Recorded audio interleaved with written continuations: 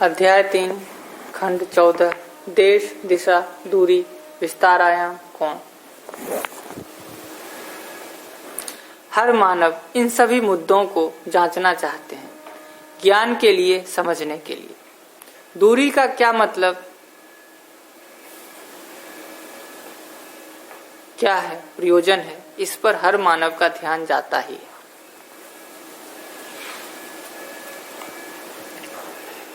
दूरी के मूल में मानव में समाहित आंख और आंख पर प्रतिबिंबित विभिन्न वस्तुएं हैं। यह मूलतः स्थिति की स्वरूप हुई। मानव की आंखों में विभिन्न वस्तुएं प्रतिबिंबित रहती हैं। मानव की भाषा के अनुसार कुछ चीजें पास में दिखती है, कुछ दूरी में दिखती है। इसी आधार पर दूर दूर में सूरज, चांद, तारे को देखते हैं। पास पास में धरती, हवा, जल, पहाड़, पौधे, कीड़े मकोड़े, पशु पक्षी मानव को देखते हैं।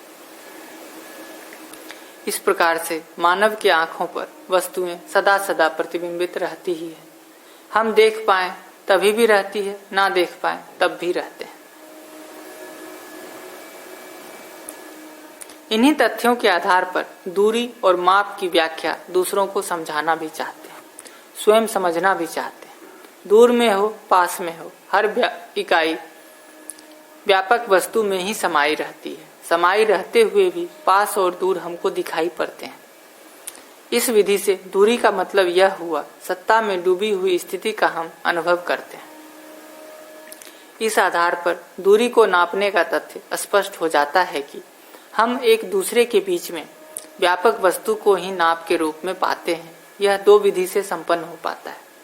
जैसा दूर दूर में सूरज, चांद, तारे को देखते हैं, इन्हीं दूरी को धरती पर दो ध्रुवों को अथवा दो शंकुओं को स्थापित कर इन दोनों के मिलन बिंदु के रूप में सूरज, चांद, तारे को एक लक्ष्य बनाकर इन दोनों के विभिन्न कोणों के आधार पर, इन दोनों के मिलन बिंदु के आधार पर दूरी का पता लगा देते हैं। इसका नाम है अज्ञात दूरी को ज्ञात करना। दूसरा विधि है ज्ञात दूरी की ज्ञात करना। ऐसी घटना किसी भी रचना पर ही होना पाया जाता है। रचना ज्ञात रहता है, दूरी अज्ञात रहता है। जैसे धरती में 1 किलोमीटर, 2 किलोमीटर आदि अनेक प्रकार के हम नाप किया करते हैं। यह धरती स्वयं में एक रचना है। किसी एक शंकु में अथवा ध्रुव बिंदु से नाप शुरू करते हैं। जिसकी दूरी नापना है वहां तक नाप लेते हैं। यह दूरी ज्ञात थी, जिसको नाप लिया। नापने की क्रिया का हमको बोध होता है। जिसको नापा इसका भी बोध होता है, जिसको नापा इसका भी बोध होता है। अब नाप क्या चीज है, इसका भी बोध होना आवश्यक है। भौतिक तुला में छोटी वस्तुओं को तौलने की जब मानव को आवश्यकता हुई, तब भौतिक तुला के सूक्ष्मतम तौल को निश्चित बिंदु मानकर उसके दशांश, शतांश के आधार पर विखंडन विधि को गणितीय विधि से अपनाया। इसी क्रम में आगे बढ़कर इलेक्ट्रॉनिकी प्रौद्योगिकी विधि से एक एक वर्ग इंच में लाखों में वर्ग को विभाजित कर संख्याकरण कर लिया। इसके उपयोग को इलेक्ट्रॉनिक रिकॉर्डर के रूप में प्रयोग किया ही जा रहा है। आगे आगे पीढ़ी के लिए प्रयोग करने के लिए ये सब उपलब्ध हैं। लंबाई, चौड़ाई, ऊंचाई को मापने के क्रम में नापने वाला वस्तु किसी न किसी धातु अथवा लकड़ी से बनी रहती है। ऐसी लंबाई, चौड़ाई, ऊंचाई अथवा सभी लंबाई, चौड़ाई, ऊंचाई व्यापक में समाई हुई है। यह तथ्य हमें विदित है। एक वस्तु दूसरे वस्तु के बीच में जो कुछ मापते हैं, ध्रुव से ध्रुव के बीच में व्यापकता को ही मापे रहते हैं। इन दोनों के बीच दूरी को निश्चित दूरी मान लेते हैं, संख्याकरण कर लेते हैं, स्पष्ट भरोसा रखते हैं। यह ध्यान में लाने का मतलब यही है कि हम कुछ भी मापेंगे दूरी के रूप में परस्परता के बीच व्यापक वस्तु ही है। इस प्रकार के सभी मापदंड के स्वरूप में व्यापक वस्तु को माप कर एक एक वस्तु माप लिया, ऐसा मानते हैं। जैसा लंबाई वैसा ही चौड़ाई, वैसा ही ऊंचाई, इसमें ही सारी इकाई आती है। जैसा यह धरती व्यापक वस्तु में डूबे, घिरे, भीगे रहने के आधार पर वस्तु के नाम पर वस्तु में ही हर वस्तु को ही मापे रहते हैं। सहअस्तित्व परम सत्य होने के कारण माप का प्रयोजन, प्रक्रिया सफल हो जाता है। इसी क्रम में तौल का कार्य भी सफल हो जाता है। विखंडन प्रणाली भी मापदंड के आधार पर सफल होती है। मानव सौभाग्यशाली होने के आधार पर ही अर्थात संयमशीलता पूर्वक जीने के आधार पर ही मानव सूक्ष्मतम संकेत से स्थूलतम संकेत तक के लिए घटाने बढ़ाने के मापदंडों को करतलगत कर चुके हैं। इस प्रकार मापदंड अंततः स्वयं में किसी वस्तु का अथवा गति, दबाव, तरंग, शब्दों का सूक्ष्मतम स्थूलतम गति, दबाव को चढ़ाने घटाने के रूप में पहचानने की विधियां हैं। ये ज्यादातर दूर संचार के लिए अनुकूल हुआ है। विस्तार विस्तार अपने में रचना की अवधि के बराबर होता है। कोई रचना इकाई जितने दूर में फैली हुई है वह सब उसका विस्तार है। रचना के मूल में यह तथ्य हमें विदित हो गया है कि परमाणु से अणु, अणुओं से अणुरचनाएं छोटे बड़े होने की बात स्पष्ट हो चुकी है। यह धरती जैसी अनेक धरती भी अणुओं से रचित रचनाएं हैं। कई अन्य ग्रह गोल में भी इस धरती की तरह ठोस तरल विरल वस्तुएं हो सकती है। अनेक तरह के ग्रह गोल हमारे आंखों के सम्मुख प्रतिबिंबित रहते ही हैं। हम यह भी जानते हैं दूर दूर में बहुत सारी धरतियां हो सकती हैं। इस धरती के संबंध में भी कोने कोने को पहचानने के लिए प्रयत्न हुआ। अन्य धरतियों को पहचानने की इच्छा मानव में रहती ही है। इसके लिए प्रौद्योगिकी विधि से प्रयास काफी वर्षों से किया जा रहा है। यह सब अपने गति से प्रयासों के अनुपात से संभव होता ही रहेगा। मुख्य मुद्दा इस धरती पर मानव परस्पर विश्वास के साथ पर रहने का है। अपने विश्वास पर जीने के लिए पहले समझ चुके हैं स्वयं में विश्वास होना है। श्रेष्ठता का सम्मान करने में, व्यक्तित्व की कसौटी में, प्रतिभा को प्रमाणित करने में, व्यवहार में सामाजिक होने, व्यवसाय में स्वावलंबी होने से है। विश्वास प्रतिष्ठा हर मानव चाहता है। स्वयं में विश्वास का मतलब इतने में सार्थक होना पाया जाता है। तभी इस धरती पर सदा सदा के लिए मानव परंपरा आश्वस्त होना बनता है। इस धरती का विस्तार अपने में निश्चित हो चुका है। मानव के मापदंड से भी धरती का स्थल अपने में स्वयं सिद्ध है। यह धरती विभिन्न प्रजातियों के अणुओं का सहअस्तित्व पूर्ण रचना स्पष्ट है। इस पर स्वयं में रासायनिक संरचनाएं भी प्रकट होकर मानव शरीर पर्यंत प्रमाणित हो चुकी है। मानव शरीर और जीवन के संयुक्त रूप में पूरी धरती, अनेक ग्रहगोल, ब्रह्मांडीय किरणों तक का अध्ययन करने का अधिकारी है। इन सब का उपकार मानव को उपलब्ध हो चुका है। इसी के साथ मानव का अध्ययन मानव के लिए अधूरा ही रहा। इसी की आपूर्ति आवश्यक रही। इसके लिए समुचित विधि ज्ञान विवेक विज्ञान रूप में स्पष्ट हुई। इस क्रम में रचना के फैलाव को विस्तार के रूप में हम समझने लगे हैं। इस विस्तार को मापदंडों के आधार पर संख्याकरण भी कर लिया। मील, किलोमीटर आदि संज्ञा से इस धरती के विस्तार मानव के लिए पर्याप्त सामग्री सहित प्रस्तुत है ही। इसी धरती के विस्तार के ऊपरी हिस्से में अटूट ऐश्वर्य प्रस्तुत है ही। सबसे प्रमुख ऐश्वर्य जंगल है। इन सब को बनाए रखने के लिए ऋतु संतुलन की आवश्यकता पर ध्यान गया, जिसे पहले स्पष्ट कर चुके हैं। इसलिए धरती के विस्तार को समझते हुए ऋतु संतुलन को बनाए रखने के लिए निष्ठा, प्रवृत्ति, सक्रियता आवश्यक है।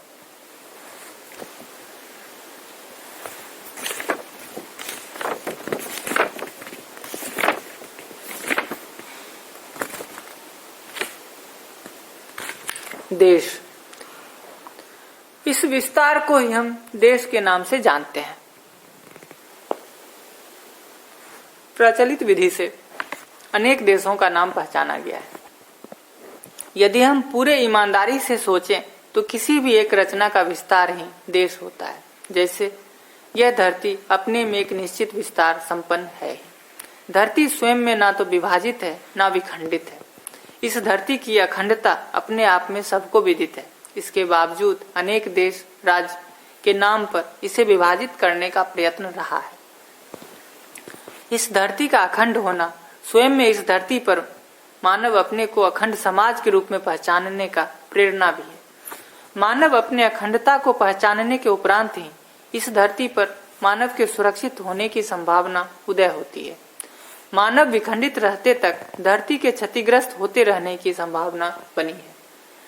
अतएव धरती अपने में एक रचना होते हुए इसी रचना में अविभाज्य रूप में विद्यमान सभी इकाइयां धरती की अखंडता के साथ जुड़े ही हैं। इसी प्रकार हर रचना, हर धरती की रचना अपने आप में इकाई संपूर्ण है। ऐसे अखंड धरती के उदाहरण के रूप में इस धरती को पहचान सकते हैं। धरती पर चारों अवस्था प्रमाणित हो जाए, विकसित धरती का अथवा विकासशील धरती का तात्पर्य यही है।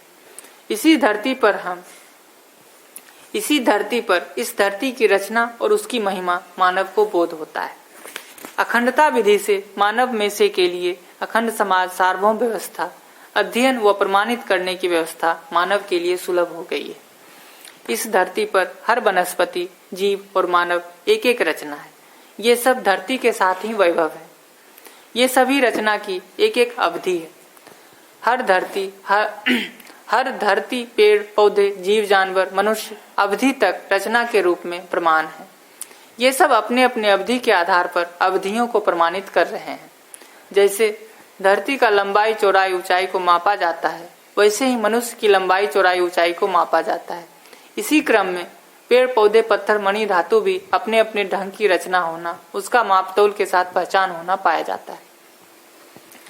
इस विधि से रचना की महिमा, रचना के साथ उसकी अवधि, इनमें परस्पर पूरकता और उपयोगिता अपने आप स्पष्ट होती रहती है। रचना के आधार पर ही विरचना और पुनः रचना की बात स्पष्ट होती है। धरती अपने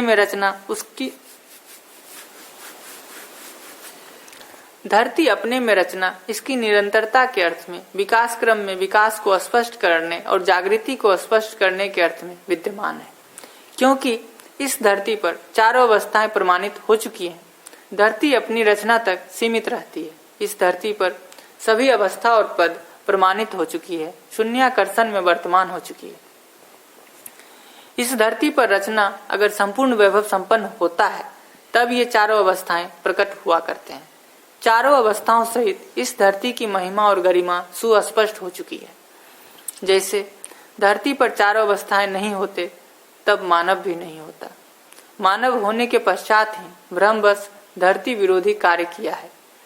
वही जागृति पूर्वक इस धरती के अनुकूल अर्थात विकास और जागृति को प्रमाणित करने के क्रम में मानव अपने को व्यवस्थित कर लेना, प्रमाणित कर लेना, कार्य व्यवहार को स्पष्ट कर लेना आवश्यक और समीचीन है। दिशा और दृष्टि। दिशा के संबंध में मानव सूर्य के सम्मुख खड़े होकर आगे पीछे दाहिने बाएं के रूप में दिशा को पहचानना प्रचलित है। इसे नाम भी दिया जा चुका है, पूर्व, पश्चिम, उत्तर, दक्षिण। यह भी प्रचलित है। इसके बाद दिशा के मूल, उद्गमन और प्रयोजन के बारे में सोचना एक स्वाभाविक क्रिया रही। हर मुद्दा सहअस्तित्व में से के लिए ही निर्धारित होना पाया जाता है। इस प्रकार दिशा भी सहअस्तित्व के अर्थ में ही निर्धारित होना स्वाभाविक है। सहअस्तित्व में पूरकता, उपयोगिता विधि समाया ही रहता है। इसी क्रम में दिशा को पहचानने के लिए किसी एक को ध्रुव रूप में पहचानना आवश्यक है। जैसा मनुष्य को धरती के साथ हम ध्रुव रूप में पहचानते हैं, एक बिंदु अनेक अंशों का केंद्र बना जाता है। केंद्र से कुछ दूरी पर दो अंशों को सरल रेखा से जोड़ने पर कोण बन जाता है। इस विधि से प्रत्येक एक अनंत कोण संपन्न होना समझ में आता है। अंशों का संयोजन विधि से ही कोण होना स्पष्ट होता है। उक्त प्रकार से हर वस्तु एक केंद्र बिंदु, हर केंद्र बिंदु में अनंत अंश जुड़े रहते हैं।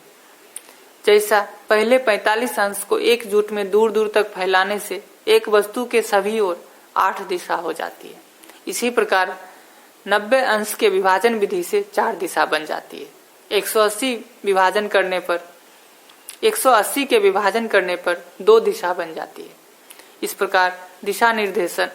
इस प्रकार दिशा निर्धारण करने के लिए एक वस्तुएं अनेक अंशों के केंद्र होने की विधि से समझ में आता है। दूसरी विधि यही है, एक वस्तु के सामने दूसरी वस्तु, धरती के सामने सूरज के बारे में पहले से ही हम जानते हैं। इन दोनों विधा से कोण किसी केंद्र का अंशों के आधार पर स्पष्ट होता है, क्योंकि सूरज भी चांद भी अनंत अंश का ही केंद्र है। जब कभी सूरज के आधार पर दिशा निर्धारित होगी, सूरज के 90 अंश अथवा 180 अंश पर होगी। 90 अंश दिशा को पहचानने वाले के आधार पर बनता है। 180 अंश दिखने के आधार पर बनता है। देखने वाले के रूप में मनुष्य को हम पहचान चुके हैं। मनुष्य दृष्टि को जिस ओर दौड़ाता है वह दोनों आंखों के साथ 90 अंश ही बनता है। इसी का नाम दृष्टिपाट है।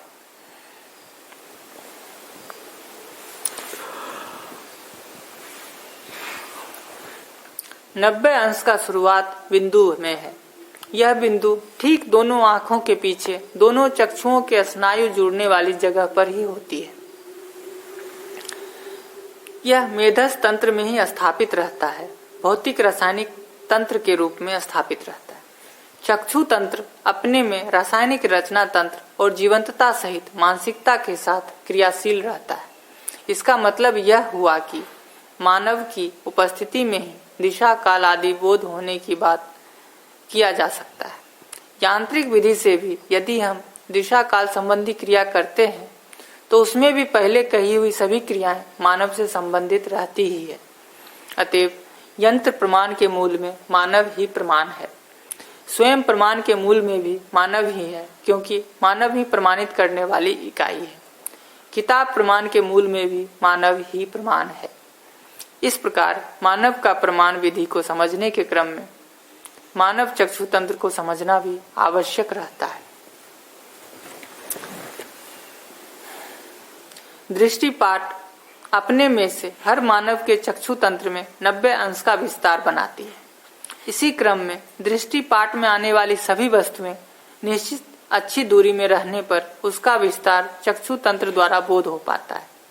बोध होने की क्रिया जीवन में ही होती है। चक्षु तंत्र द्वारा भी मानव जीवन और शरीर का अविभाज्य रूप होने के आधार पर समझ में आता है। ऐसी वैभव संपन्नता एक आवश्यक प्रक्रिया है। यह हर मानव में शोध पूर्वक पहचाना जा सकता है, अपने में भी अन्य में भी। दिशा देश को पहचानने के लिए दृष्टि संपन्नता का होना एक अनिवार्य स्थिति है। इसके बिना दिशा निश्चयन, पहचान और उपयोगिता का प्रमाण संभव नहीं है। इसमें प्रधानतः दृष्टि के संदर्भ में, दृश्य को पहचानने के संदर्भ में, इन पहचानने के आधार पर उपयोगिता, पूरकता, प्रयोजन को प्रमाणित करने के संदर्भ में मानव ही एकमात्र समर्थ इकाई है। मानव को दिशा निर्धारित कर लेने की आवश्यकता इस धरती पर है। धरती से बाहर विद्यमान ग्रह गोल से भी वास्ता है। इस क्रम में आकाश में गतित होने के लिए भी दिशा निर्धारण एक आवश्यक स्थिति है। जल यात्रा में भी आवश्यक है। धरती पर गांव से गांव जाने के लिए दिशा निर्धारण अति आवश्यक है। जागृति को पहचानने के लिए भी निश्चित दिशा चाहिए। इस प्रकार मनुष्य की प्रवृत्तियां बहुआयामी होने के आधार पर, बहुकोणीय होने के आधार पर, दिशा निर्धारण होने के आधार पर ही कार्य निर्धारण होना पाया जाता है।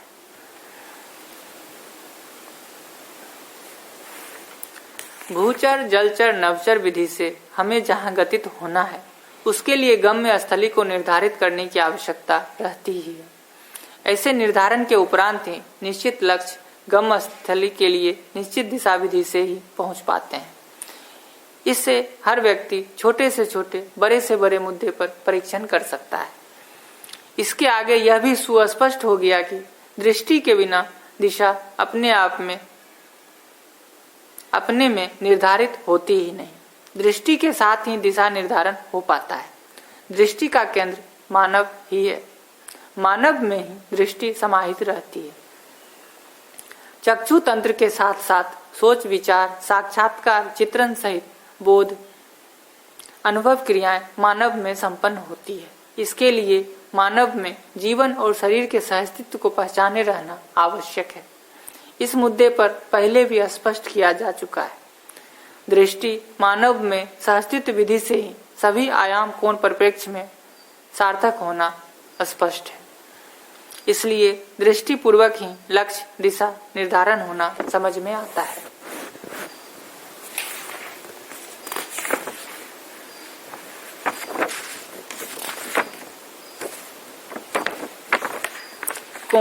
कोण के संदर्भ में किसी एक इकाई को एक केंद्र बिंदु के रूप में पहचानने के उपरांत बिंदु में अनेकानेक अंश समाया हुआ सुस्पष्ट हो चुका है।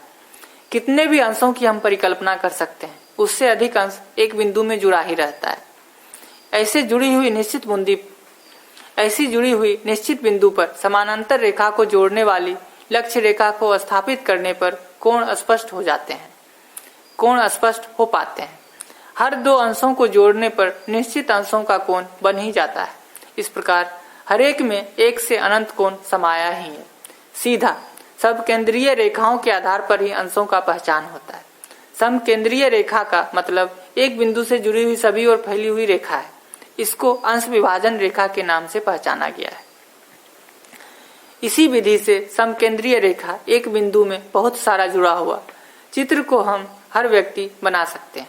ऐसे परस्पर रेखाओं की जैसे जैसे केंद्र से दूरी बढ़ती है वैसे वैसे परस्पर रेखा की दूरी भी बढ़ती जाती है। इसी क्रम में दृष्टिपाट की पहचान हो जाती है, स्पष्ट भी होती है, स्वीकार भी होती है। अंश, कोण, विस्तार, दूरी ये सब मानव दृष्टि के गम्य तथ्य हैं। इसलिए मानव की दृष्टि को आधार में रखते हुए हर तथ्यों को पहचानने की विधि बनती है। इसी प्रकार दूसरी विधि से किसी समतल रचना पर दो ध्रुवों को पहचानने के अनंतर, इसी समझ के आधार पर तीन ध्रुवों को पहचानने के अनंतर ध्रुवों को ध्रुवों से जोड़ने पर कोणों की पहचान होती है। हर कोण किसी न किसी निश्चित संख्यात्मक अंशों का चित्र होना पाया जाता है। इस प्रकार दिशा और कोण दोनों स्पष्ट होते हैं। इसी के साथ दूरी भी स्पष्ट होती है। आयाम, हम आयाम संबंधी भाषा प्रयोग करते ही आए। कोई भी एक वस्तु 6 ओर से सीमित होते हुए 3 आयाम की ही बात करते हैं। इसमें भी मानव की दृष्टि ही प्रधान आधार है।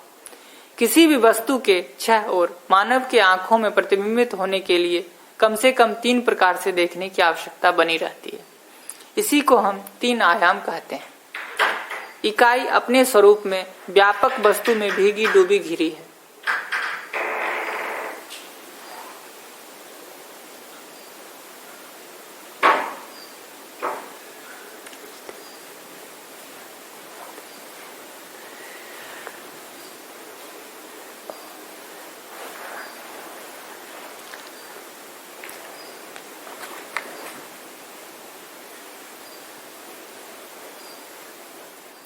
व्यापक वस्तु पारदर्शी होने के आधार पर मानव के दृष्टिपाट में वस्तु का अवस्थिति, परिस्थिति और वस्तुओं का प्रतिबिंब चक्षु में होने को दृग बिंदुओं के रूप में देखा जा रहा है।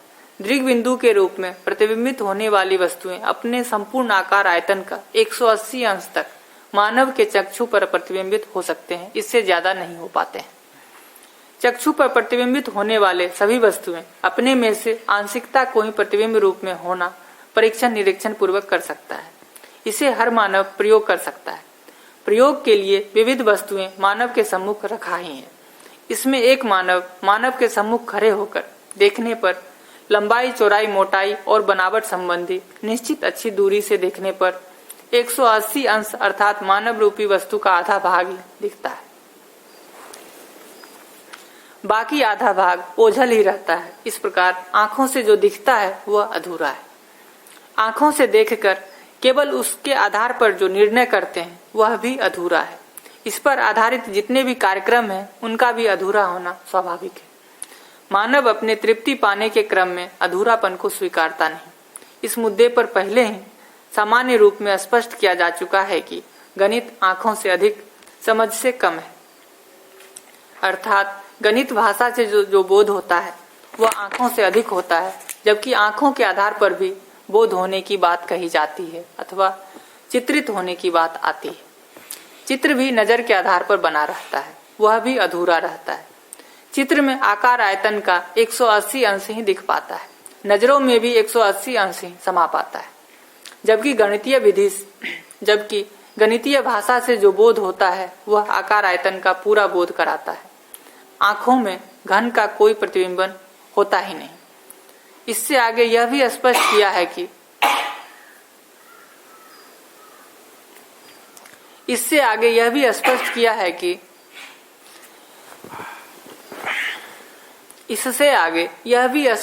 है कि गणितीय विधि से जो कुछ भी हमको समझ में आता है उससे अधिक गुणात्मक और कारण भाषा से समझ में आता है, क्योंकि हर वस्तु की संपूर्णता रूप, गुण, स्वभाव, धर्म का समुच्चय है। रूप गुण स्वभाव धर्म संबंधी व्याख्या पहले किया जा चुका है। मानव में से के लिए हर वस्तु का बोध रूप गुण स्वभाव धर्म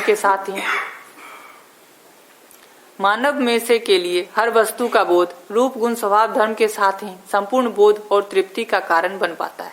इसमें से कोई भाग ओझिल रहने से मानव को तृप्ति होना संभव नहीं है। संपूर्ण समझ के आधार पर लिया गया निर्णय और कार्य व्यवहार समाधान कारक होगा।